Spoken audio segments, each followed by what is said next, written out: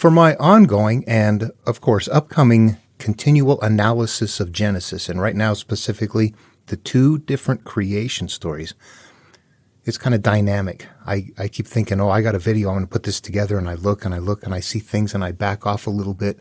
I'm still unfolding things, and what I want to say right now is that I'm convinced that the very first creation story, the one that we're all familiar with, in the beginning God created, that one right there was added in later, that it doesn't fit. It doesn't fit style, and it doesn't fit with material. However, I see exactly why it's there, but I don't know how to approach it. What I want to do is kind of look at Genesis first without the first creation story in place, knowing that in its original form, it didn't start there. And okay, if you know my work, you'll know that I'm not going to just say something like that and proceed. Here's what it says, let's go. I'm going to show you why I come to that conclusion, because that's the way I am. I don't listen to people tell me what it is and then pass that along. I look at it and go, let me understand that until I can figure it out, until it makes sense. And if I can't get there, I'm not going to tell people what it is. If it doesn't make sense to me, I can't make it make sense. I struggle anyway. I'm working on it. Okay, let's take a look at something. First of all, we know that there's a flow. Let's go to the end of the second creation story and the beginning of first sin and see what that looks like. Okay, what I'm showing here is a reworked Genesis that I do. If you've seen recent videos, you know that I take out the verses, the numbers in the chapters, and put them into the segments of what they are. That was the way they were written. That's the way they're intended to be read. It's good to have the numbers in there for reference, but they can mess things up. In fact, there's one, we'll get to it here. There's an issue that occurs right up in here somewhere where in the Bible, they put in a chapter break in between it's not in between the creation stories. It's kind of it's a strange blend that looks like it is on purpose, that is meant probably to try and hide something. I want to talk about that in the end. But here we have the second creation story, and I'm just going to go right here to the end of it, like I said, and then the first sin and its punishment part. Let me read this last bit right here. So the Lord God caused a deep sleep to fall upon the man, and he slept. Then he took one of his ribs and closed up its place with flesh. And the rib that the Lord God had taken from the man, he made into a woman, and brought her to the man. Then the man said, This at last is bone of my bones and flesh of my flesh. This one shall be called woman, for out of man this one was taken. Therefore a man leaves his father and his mother and clings to his wife, and they become one flesh. And the man and his wife were both naked and were not ashamed. I hope everybody's caught up with me at this point. This right here means this naked and ashamed is a point in time that I'm going to identify in my work as a point where we exist as young children that are aware. We are conscious and aware. We're not just infants that are not aware. We are conscious and aware and existing in life and happy. So we have our conscious and our subconscious minds both in place, but we're not hurt yet. We're naked and we're not ashamed. The man and his wife is the conscious and the subconscious in that hierarchical manner. And the naked and not ashamed is analogous, for we are not covered with anything. We are not hurt souls in life yet. This is a point what we want to get back to. That's what happens. What happens? The first sin and its punishment. Now the serpent was more crafty than the other wild animals that the Lord God had made. He said to the woman, Did God say, You shall not eat from any tree of the garden? So they're in the Garden of Eden here, naked and not ashamed, and the serpent comes up. This just flows right in from one thing to another. First, you're naked and not ashamed.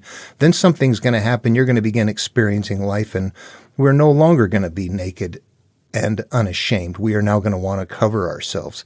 Analogous again for putting away shame, hurt, pain. I'm not going to talk to you about this. It hurts too much. Okay, do you see how that flows?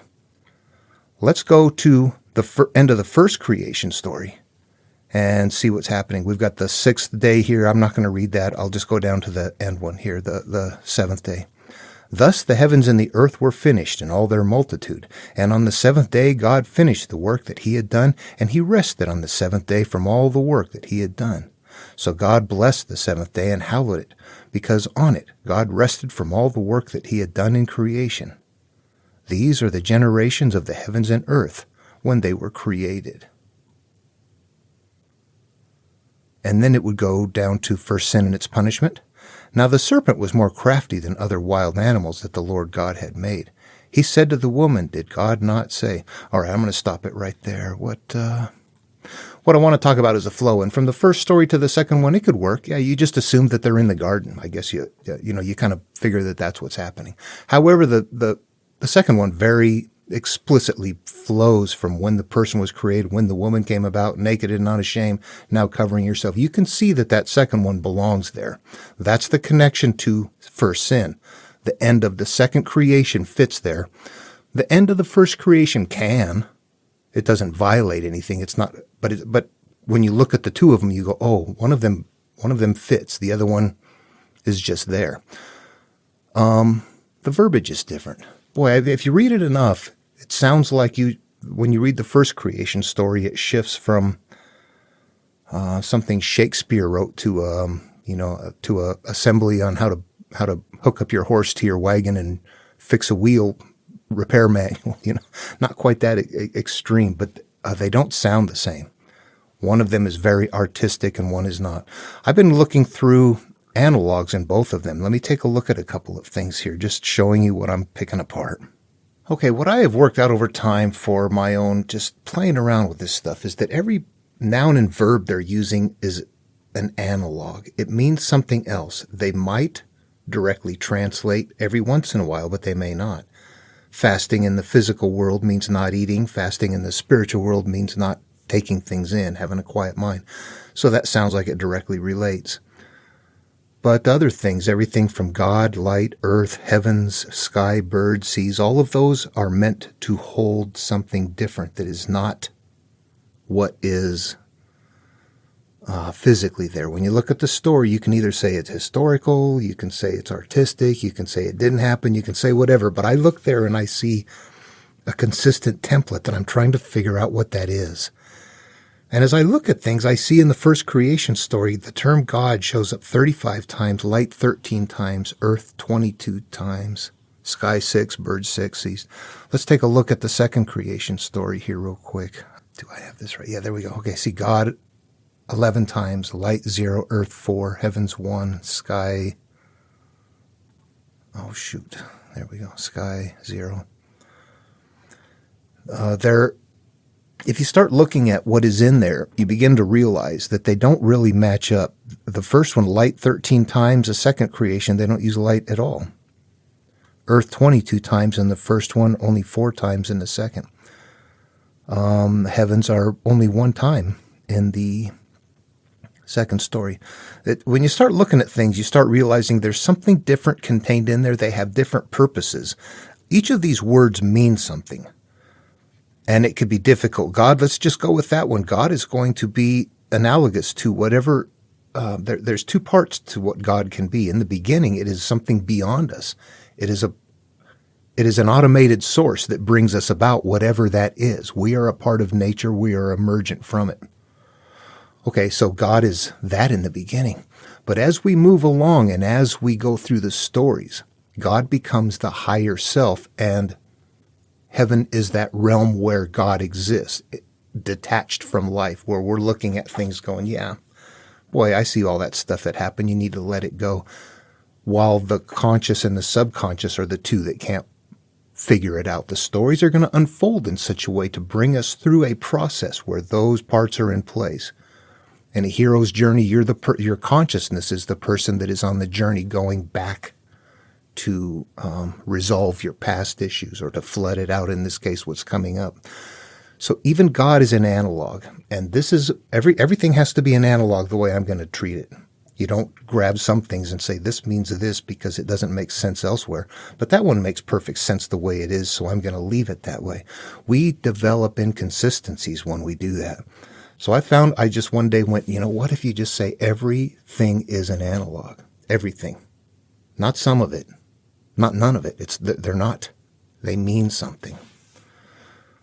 And that is the way I treat it. So as I go through and I look at all of these analogs and I try to understand what is going on, I see that they're doing different things. They're teaching something different about my psyche. And I realize that that's what's happening. Now, hang on a second here. Okay, I want to talk about this chapter break that was put in the Bible that was not original, this chapter 2 right here, you can see where chapter 2, the break occurs between, what's the previous line there? And there was evening and there was morning the sixth day. So right in between day 6 and day 7 in creation is where they put a chapter 2 break. And if we move on to see where actually the second creation story begins, it is in the middle of verse 4, chapter 2. So it's a very odd looking place. There's one thing happening that isn't finished. The first creation story isn't finished and there's a chapter break. Well, we can read that if we put everything together and take all the chapters and verses out, we can instantly see that that this is the proper way to do it, what I'm doing, how I'm sectioning them out here. If we were to look through the rest of it here in the Old Testament, I'm not going to post pictures for it. I'll scan everything and all of that. There's another account of the creation that starts, like I just showed you there. Chapter 3, first sin and its punishment. Chapter 4, Cain murders Abel. Chapter 5, Adam's descendants to Noah and his son. Chapter 6, the wickedness of humankind. Chapter 7, the great flood. This is perfect. Chapter 8, the flood subsides. Chapter 9, the covenant with Noah. There is no other jumbled up spot like that. Why is that one there?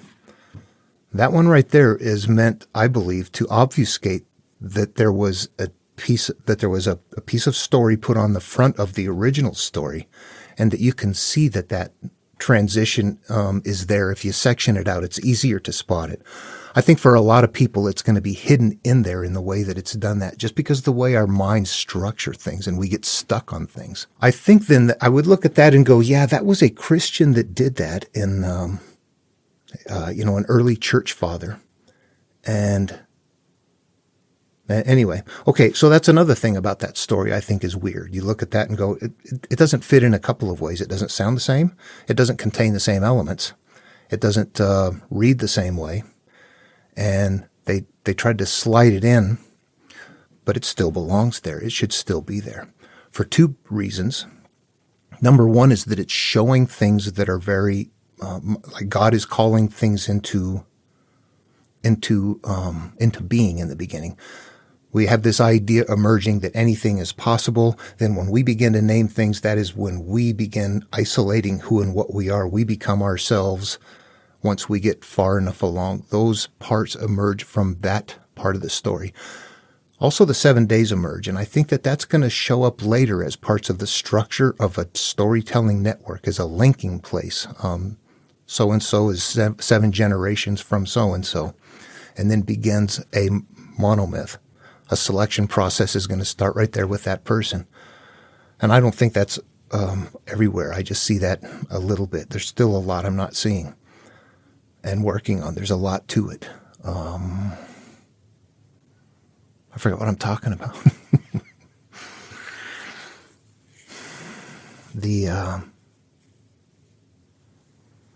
Okay, it's telling cycles. Things have been called into play that are going to be ruling the day and the night, that are going to be denoting the idea that there are cycles going to be happening, and that's going to show up in material elsewhere. We're going to see something that is cycling. Did that happen in the second creation story? It does, but it's incredibly obscure to see. It doesn't happen in the creation story, though. It happens in first sin, where it teaches us cycles. And we're going to get here, but listen to this. What is the punishment for first sin? That God tells you that I will increase your pangs, your pain in childbirth as a woman for your punishment. That's it right there. When you go through this material, we got our conscious and our subconscious. The hierarchy is there. Everything is an analog. Everything is an analog. The woman is that part of us that all of us have, that where we hold the things that our life experiences. This is becoming ourself, who and what we are, but it's also containing things we don't like. We're learning about life and disconnecting. So what happens when we sin, when we have those issues? They continue to emerge and they hurt us. What is happening when our pain is That it's an easy thing to pick out of the society and go, hey, tell you what, here's a perfect analog. It's painful to give birth. Just say God did that and told you it's your fault for being the sinner.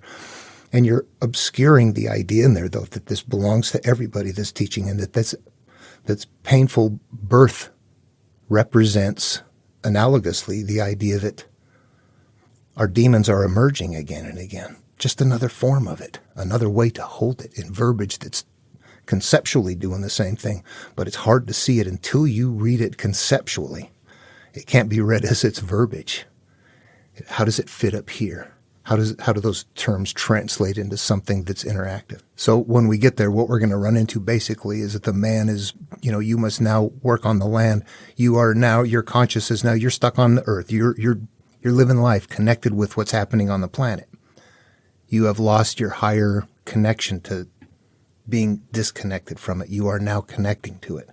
And that whatever you're carrying inside is going to continue to emerge out of you, and it's going to be painful along the way. I'm going to read something from Buddha, and I hope everybody gets chills. This is the first one from the Dhammapada. All that we are is the result of what we have thought. It is founded on our thoughts. It is made up of our thoughts.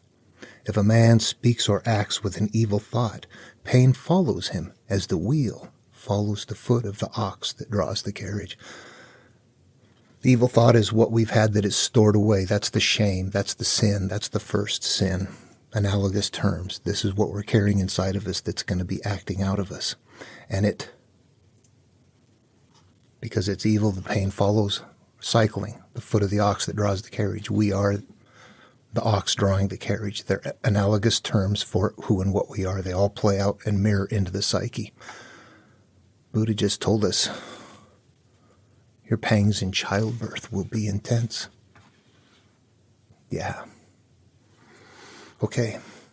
I just wanted to say that before getting to Genesis, because I think there's something bigger going on that I realize. I want to step back from it, and I want to look at it from a not so close. Sometimes I get too close to it. I lose what's going on. I got to step back. And that's what I'm doing at this point, just going, wow, there's something going on, and I want to, now that I've seen it, I want to talk through how I think I see it and why I think it's that way, and just offer up that I believe that that's what's going on. Everything else is pretty smooth flow. You look at that one long enough, you go, it's not as smooth. It sounds different. It's carrying different information. It's good information, but it doesn't flow. You can tell then that what I'm suggesting is that Genesis existed as a story that was difficult, and it had some things added onto it that helped understand the template, the creation template, number one, because it shows the analogs, the stuff growing from inside of itself, all of that. It's a little more descriptive on what is happening, other than your childbirth pangs are going to be increased and you must now flood out the earth. Those are pretty simple stories. The tacked on front one has more detail. It makes it easier to see. Somebody helped us with the template, putting that on there. That's why that's there. But it also, that'll slide it right into the community, into your world, into your people.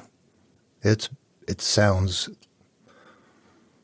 it's 3,500 years ago. We're uneducated peasants. We don't read, we don't write. We just talk, tell stories. This is for us. It's for that. It's for those people. That first story is helpful in a number of ways. But it's weird. You can see it's tacked on. Okay, that's it for this video. I'll look at the Genesis. I'm still looking at things. I don't know what all those analogs are. There's a point where I realize, though, that I see what they're doing, and maybe you don't need to know them all. You need to resolve what hurts you. Do you need to know that you need to resolve this anger or that anger, this belief? Oh yeah, that one over there too. You're adding in a lot of details when it was said completely, when you just say you resolve what hurts you.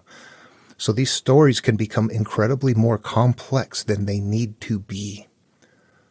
For the template they are going to be. The shell, the carrier, is incredibly big and diverse for a storytelling culture. What is nested in there is going to be very simple. Seems to be. And it seems to be that common monomyth path. What I'm working on right now, the creation was not identified as part of the monomyth. It precedes the beginning of a monomyth network. Here's another big thing.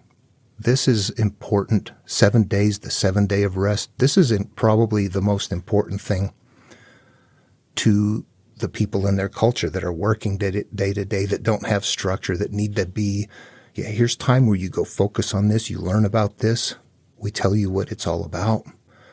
You go back and work and do things, but on this day, there's a day where you come and you learn and you do this, and that's going to be necessary. Maybe not as much today, but certainly back then. You got people not doing anything, they're on foot, they're just living day to day. No technology, storytelling culture. Day 7, to have a Sabbath day given throughout the land, to come and worship would be a grand thing. That would be important there. At the same time, I think it may be establishing that 7 is there, that number, it appears an inordinate amount of times in the Bible. These numbers are important. The Jews used numbers as well as other items for analogs. You know, there's a tree that manifests. The seed is what is planted there that grows out. All of these things become analogous terms that correlate to the human. The stories fit, they help, they work together, but you can see that first one was an add-on. It's got stuff to it. I just wanted to say that. They don't fit, but I see what is happening there. And I don't fully know why, and I don't know what all the analogs are. Or birds of the air, your thoughts. Can we get there? When your head is frazzled and you can't get control of it, those are the birds of the air. When you're happy and gleeful and you're looking at things, those are the birds of the air. But it has to do with our thoughts and our capacity to live happily or frazzled. Honestly, it's big. Wow. All right. Hope this was fun. Love one another. See you in the next video.